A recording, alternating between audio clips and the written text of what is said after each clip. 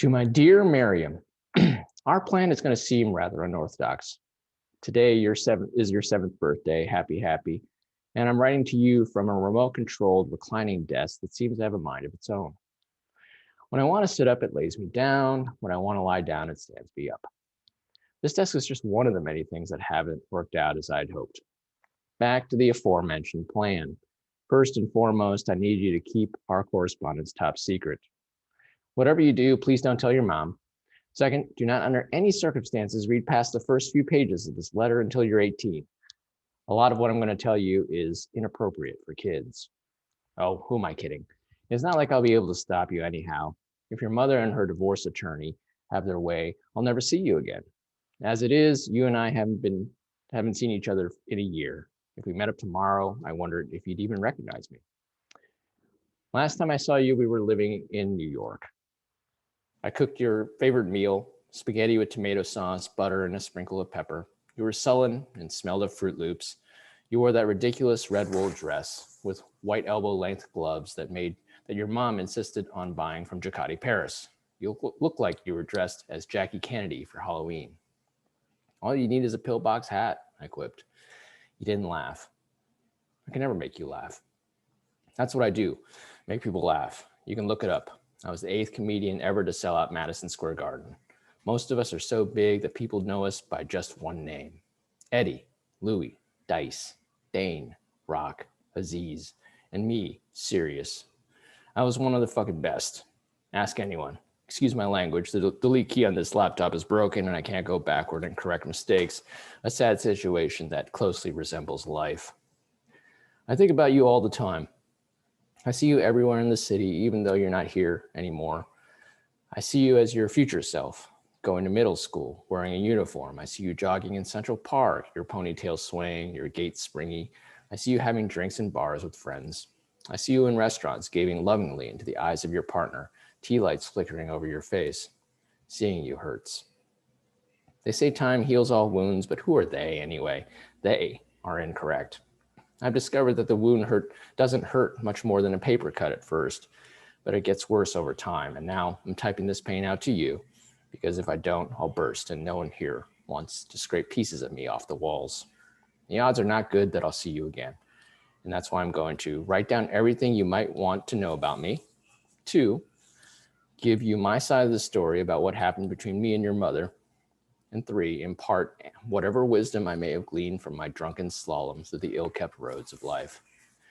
Our situation is not ideal, but it's the best I can do because your mother is determined to keep you as far away from me as possible while attributing it to her new career. As if being arm candy for a Russian oil magnate is a job. I apologize for speaking so coarsely about her. It's the missing delete key, I swear. It's my fault she wants nothing to do with me. Please accept these pages from my manager, Sarah, and don't involve the militarized security force at your way too expensive prep school. You're about to get your father live and uncensored. Love, always, Dad. Never in my wildest dreams did I imagine becoming a successful anything, let alone a comedian. I fully expected to be a huge disappointment. Life's first disappointment was my name. My real name isn't Sirius. My Chinese name is pronounced Hor. Hor Luck Lee. I was born in America.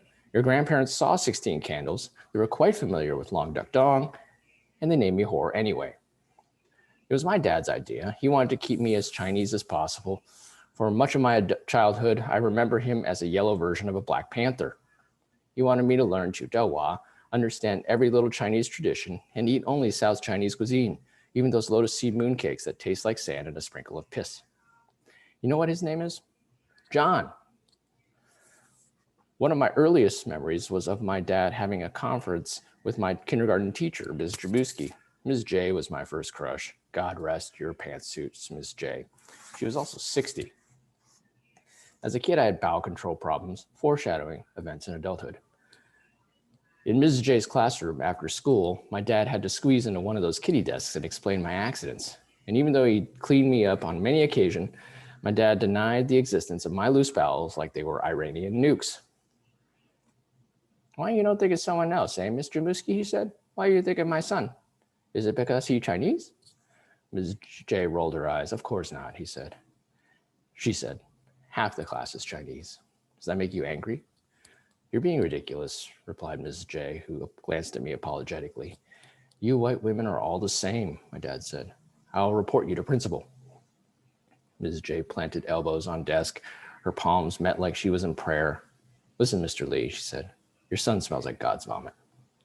I let out an embarrassed laugh, which turned into an uncomfortable fit of giggles. The more I thought about what she said, the funnier it became. Wouldn't God's vomit smell like flowers made of soap and glow like cartoon gold?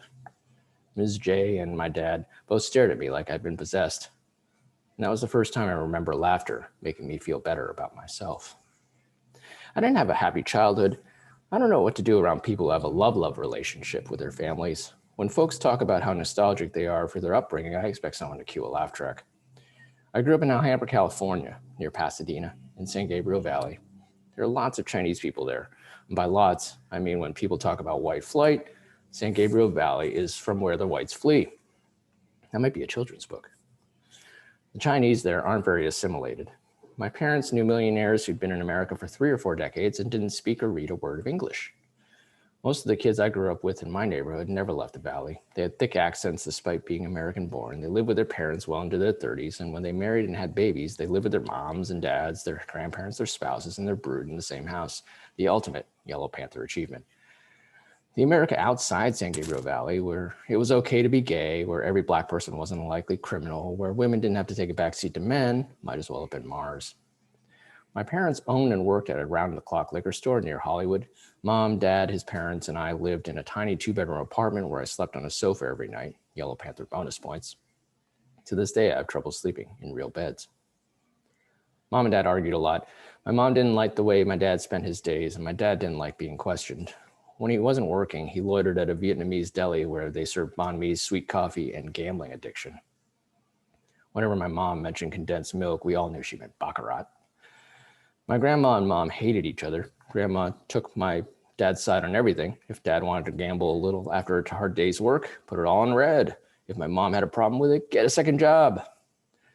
Grandma was often horrified by what American schools taught us. In first grade around Thanksgiving, the teacher made us make Puritan hats out of black construction paper with the buckle cut out of white cardboard. White is the color of death for the Chinese, and Grandma couldn't have that. She took a red ballpoint pen and colored in the buckle so I wouldn't risk being suddenly struck down by the Chinese gods. I cried and cried and told her I'd be ridiculed nonstop. But she just kept scratching away that evil color, steadfast and uncaring. I had to wear that defaced hat to school, and sure enough, the white kids called me rice picker, boat monkey, refugee, and many, many other names.